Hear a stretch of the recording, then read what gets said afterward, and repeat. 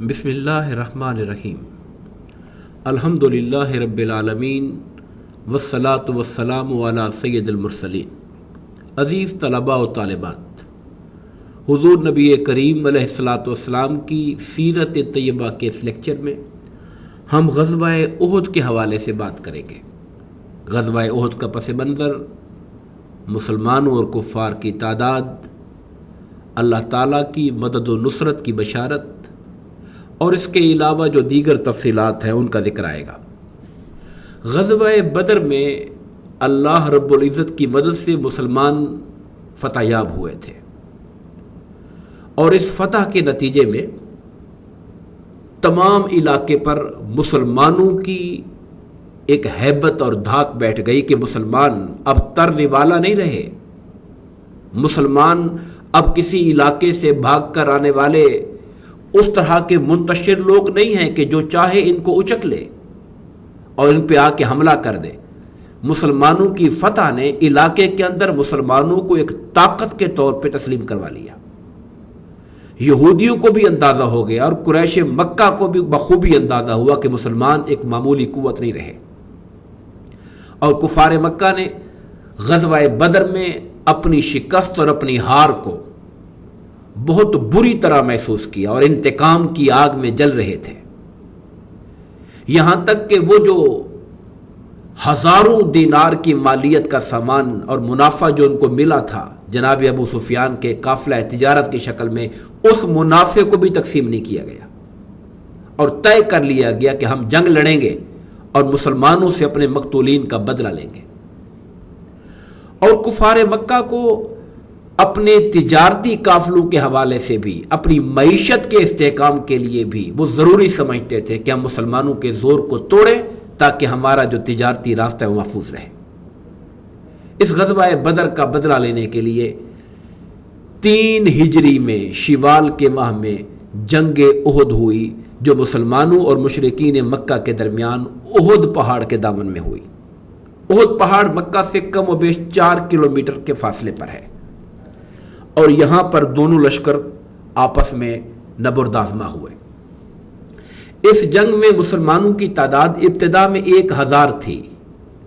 مگر راستے میں ہی رئیس المنافقین عبداللہ بن ابی یہ عذر کر کے اپنے 300 ساتھیوں کو لے کر مسلمانوں کا ساتھ چھوڑ گیا کہ جناب آپ نے میرا مشورہ کہ شہر کے اندر رہ کر دفاعی جنگ لڑی جائے قبول نہیں کیا، اور آپ نے نوجوانوں کی بات کو مان لی، لہذا میں اس میں شریک نہیں ہوں گا۔ مسلمانوں کے مقابلے میں کفار کے لشکر کی تعداد 3000 تھی۔ اللہ تعالیٰ نے سورہ آل عمران کی آیت نمبر 121 سے 127 تک میں غزوہ احد کے حوالے سے اپنی نصرت اور مسلمانوں کی جنگی کاوشوں کا ذکر کیا، اور حضور نبی کریم علیہ الصلوۃ والسلام نے اہل ایمان کو 3000 ملائکہ اور پھر بعد ازاں 5000 ملائکہ کے ساتھ اللہ تعالیٰ کی مدد کی بشارت بھی دی۔ اللہ پاک نے واضح فرمایا کہ مدد اللہ ہی کی طرف سے ہوتی ہے، اور یہ ملائکہ کا جو نزول ہے یہ اہل ایمان کے دلوں کو تقویت دینے کے لیے ہے۔ اور ایسی بھی روایات ملتی ہیں کہ ملائکہ نے عملی طور پر بھی جنگ میں حصہ لیا۔ حضرت سعد رضی اللہ تعالیٰ عنہ کہتے ہیں کہ میں نے دوران جنگ 2 اجنبی لوگوں کو حضور نبی کریم علیہ الصلوۃ والسلام کے دائیں بائیں لڑتے ہوئے دیکھا جنہیں میں نہیں پہچانتا تھا۔ بعد میں حضور نبی کریم علیہ الصلوۃ والسلام نے فرمایا جبرائیل و میکائیل تھے جو اللہ تعالیٰ کی طرف سے میری مدد و نصرت کے لیے اتارے گئے تھے۔ اور مسلمانوں کو ایک اصول دیا گیا کہ اللہ تعالیٰ کی جو مدد ہے وہ فرما برداری کے ساتھ، اطاعت کے ساتھ، امیر کی اطاعت اور ثابت قدمی کے ساتھ مشروط ہوتی ہے۔ اگر اطاعت امیر میں کمی آ جائے اور نافرمانی کا معاملہ ظاہر ہو جائے اور ثابت قدمی نہ رہے تو اللہ تعالیٰ کی مدد بھی مسلمانوں سے منہ موڑ لیتی ہے۔ غزوہ بدر میں میدان جنگ کی کیفیت یہ تھی کہ احد کا پہاڑ مسلمانوں کی پشت پر تھا، وہاں پر ایک درہ بھی تھا جہاں سے پیچھے سے گزر کر مسلمانوں کی پشت پر سے حملہ کیا جا سکتا تھا۔ جنگی تدبیر کے طور پر حضور نبی کریم علیہ الصلوۃ والسلام نے حضرت عبداللہ بن جبیر کی قیادت میں 50 تیر اندازوں کا ایک دستہ وہاں مقرر کیا تاکہ دشمن پیچھے سے حملہ نہ کرے، اور انہیں سختی سے تاکید کی گئی کہ آپ لوگوں نے کسی حال میں اپنی پوزیشن کو، اپنی جگہ کو خالی نہیں چھوڑنا۔ جنگ شروع ہوئی، مسلمانوں نے اپنی ساز و سامان اور تعداد کی کمی کے باوجود جوش ایمانی کے ساتھ جنگ میں حصہ لیا۔ حضرت حمزہ، حضرت علی، حضرت ابو دجانہ اور دیگر صحابہ کرام نے پوری جرأت، جوامردی اور جانفشانی کے ساتھ جنگ کا آغاز کیا، اور کفار مکہ کا جو علم بردار تھا، ان کے علم کو، جھنڈے کو اٹھانے والا طلحہ بن ابو طلحہ حضرت علی مرتضیٰ کے ہاتھوں قتل ہوا، اور پھر یکے بعد دیگرے کئی لوگوں نے جھنڈے کو بلند رکھنے کی کوشش کی، اور وہ سارے کے سارے لوگ قتل ہوتے گئے۔ کفار مکہ کا علم گر گیا، ان کا جھنڈا زمینبوس ہو گیا، اور ان کی ہوا اکھڑ گئی، اور میدان جنگ سے ان کے فرار کی کیفیت بن گئی۔ صحابہ کرام نے جو میدان جنگ میں تھے اور جو اوپر درے پر متعین تھے، صورتحال کو دیکھ رہے تھے، انہوں نے سمجھا کہ جنگ ختم ہو گئی۔ اب کفار چونکہ پیٹ پھیر کے بھاگ رہے ہیں، مال غنیمت کو اکٹھا کرنے کی کوشش شروع کر دی۔ درے پر موجود صحابہ کرام نے بھی یہ سوچا کہ چونکہ جنگ ختم ہو گئی ہے، لہٰذا ہمیں یہاں سے چلے جانا چاہیے اور ہم بھی جا کے مال اکٹھا کرنے کے اندر شریک ہو جائیں۔ ان کے سربراہ حضرت عبداللہ بن جبیر نے انہیں سختی سے سمجھایا کہ حضور نبی کریم علیہ الصلوۃ والسلام کے حکم اور فرمان کو یاد کرو کہ ہم نے یہ درہ کسی حال میں نہیں چھوڑنا، مگر وہاں ان کے جو ساتھی تھے ان کے درمیان اختلاف پیدا ہو گیا، اور وہ وہاں سے نکلنا اور میدان جنگ کی طرف مال غنیمت کے لیے اکٹھے ہونا شروع ہو گئے، اور وہاں پر مسلمانوں کی تعداد کم ہوتے ہوتے چند صحابہ کرام درے پر رہ گئے۔ جناب خالد بن ولید جو اس وقت کفار مکہ کے لشکر کی طرف سے لڑ رہے تھے اور ایک ماہر جنگجو تھے، انہوں نے درے کو خالی دیکھا تو فوری پلان کر لیا کہ ہمیں پیچھے سے بھرپور حملہ کرنا چاہیے، اور یہ آقا انعامدار علیہ الصلوۃ والسلام کے حکم میں جو نافرمانی کا پہلو سامنے آیا اور وہ جگہ چھوڑ دی گئی تھی، وہاں سے جب حملہ ہوا تو مسلمانوں کے لیے بہت بڑے بھاری نقصان کا باعث بنا۔ وہ کفار جو پلٹ کر بھاگے جا رہے تھے پیٹ کر کے، وہ بھی پلٹ کر واپس آ گئے، اور پیچھے سے درے سے بھی حملہ ہو گیا۔ اس طرح مسلمان دونوں طرف سے کفار مکہ کے نرغے کے اندر آ گئے۔ اللہ پاک نے سورہ آل عمران کی آیت نمبر 152 اور 53 میں اس مسلمانوں کی کیفیت کا نقشہ کھینچا۔ جب مسلمان پسپا ہونے لگے، کفار نے بھرپور حملہ کیا اور حضور نبی کریم علیہ الصلوۃ والسلام کی ذات کو ٹارگٹ کیا کہ معاذ اللہ ہم انہیں شہید کریں۔ حضرت مصعب بن عمیر رضی اللہ تعالیٰ عنہ جو مسلمانوں کے علم بردار تھے، وہ کفار کے حملے میں شہید ہو گئے۔ وہ ظاہری طور پر اپنی شکل میں حضور نبی کریم علیہ الصلوۃ والسلام سے مشابہت رکھتے تھے،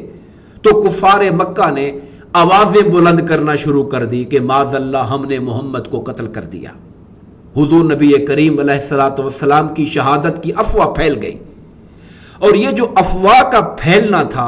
اس نے مسلمانوں کے اندر سخت ترین قسم کی ایک عجیب کیفیت پیدا کر دی۔ کچھ لوگ وہ تھے جو جنگ چھوڑ کر میدان جنگ سے باہر چلے گئے کہ حضور نبی کریم علیہ الصلوۃ والسلام موجود نہیں رہے تو اب لڑنے کا کیا فائدہ، لڑ کے کیا حاصل ہوگا۔ اور کچھ لوگ وہ بھی تھے جو ہر طرح کی تدبیر سے بالا تر ہو کر کفار کے لشکر میں کود گئے، یہ سوچ کر کہ جب حضور نہیں رہے تو پھر ہمارا زندہ رہ کر یہاں پہ جینے کا کیا فائدہ۔ اس طرح مسلمانوں کے اندر ایک تفریق پیدا ہو گئی، لشکر مسلمانوں کا وحدت پر قائم نہ رہ سکا، تفرقہ پیدا ہو گیا، انتشار پیدا ہو گیا۔ حضور نبی کریم علیہ الصلوۃ والسلام پر کفار مکہ اپنا خصوصی طور پر یلغار کر رہے تھے۔ اس اسرا میں کہ جب مسلمان منتشر ہو چکے تھے، مگر چند لوگ حضور نبی کریم علیہ الصلوۃ والسلام کے ساتھ تھے، اور انہوں نے اپنی جانوں کو داؤ پہ لگایا اور اپنے بدن کو آقا کریم علیہ الصلوۃ والسلام کے بدن اقدس کے دفاع کے لیے ڈھال کے طور پہ سامنے کیا۔ حضرت طلحہ رضی اللہ تعالیٰ عنہ انہی لوگوں میں سے تھے جو اپنی چھاتی کو آقا کے سامنے کر کے کھڑے تھے اور حضور کی طرف آنے والے تیروں کو اپنی کمر پہ برداشت کر رہے تھے، اپنی ہاتھوں سے روک رہے تھے۔ حضرت علی مرتضیٰ رضی اللہ تعالیٰ عنہ، حضرت ابو دجانہ، حضرت سعد بن ابی وقاص رضی اللہ تعالیٰ عنہ، یہ وہ چند خوش نصیب لوگ تھے جو اس وقت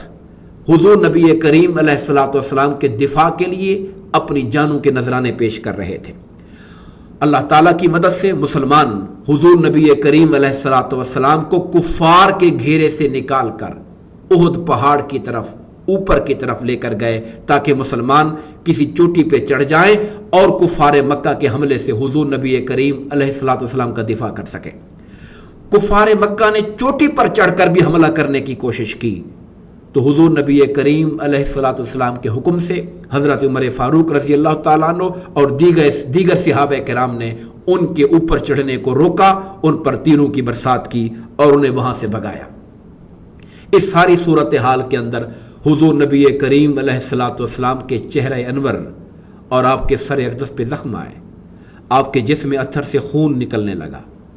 حضرت سیدہ کائنات فاطمہ الزہرا رضی اللہ تعالی عنہ اور حضرت علی مرتضی حضور نبی کریم علیہ الصلوۃ والسلام کے زخموں کو صاف کر رہے تھے، مگر خون رکنے میں نہیں آ رہا تھا۔ حضرت فاطمہ الزہرا رضی اللہ تعالیٰ عنہ نے کھجور کی چٹائی کو جلایا، اس کی راکھ کو حضور کے زخموں پر رکھا اور اس طرح خون کی بندش کا سامان کیا۔ مسلمانوں کو اس جنگ کے اندر بہت نقصان اٹھانا پڑا۔ 70 صحابہ کرام شہید ہوئے، جن میں حضور نبی کریم علیہ الصلوۃ والسلام کے عزیز چچا حضرت حمزہ، جنہیں آقا انعامدار نے اسد اللہ و اسد رسولہ، اللہ اور اس کے رسول کے شیر کا لقب عطا کیا تھا، وہ بھی شہید ہوئے۔ حضرت مصعب بن عمیر شہید ہوئے، حضرت حنظلہ غسیل ملائکہ وہ شہید ہوئے، حضرت عامر اور دیگر بہت سے صحابہ کرام۔ اور اس جنگ میں کفار مکہ نے ایک اور درندگی کا مظاہرہ یہ کیا کہ مسلمان جو شہید ہو چکے تھے ان کی لاشوں کا مسلح کیا گیا۔ مسلح سا کے ساتھ، جس کا معنی ہے جسم کے اعضاء کو کاٹ لینا، ناک، کان اور اس طرح جسم کے دیگر اعضاء کو کاٹا گیا اپنی انتقام کی آگ کو بجھانے کے لیے۔ حضور نبی کریم علیہ الصلوۃ والسلام کو مسلمانوں کی اور مسلمان شہداء کی اس حالت سے بہت دکھ پہنچا۔ ان سب شہداء کو وہاں پر احد کے میدان میں دفن کیا گیا اور ان کے لیے نماز جنازہ ادا کی گئی۔